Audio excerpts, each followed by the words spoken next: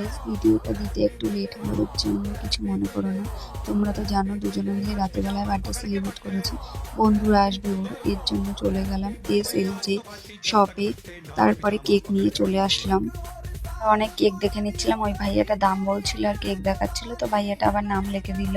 সন্ধ্যা হয়ে গেছে, এই দেখো আমরা ফিরছি। এই যে কোয়ার্টারে ঢুকলাম, ঘরে ঢোকার পরে হাত পা ধুয়ে আমি সন্ধ্যাটা দিয়ে নিলাম। কেকটা রেডি করে হাজবেন্ডের সামনে দিলাম, তারপরে কেক কেটে সেলিব্রেট করা হবে। Happy birthday to you. তারপরে আমরা দুজনাই খেয়ে নিলাম।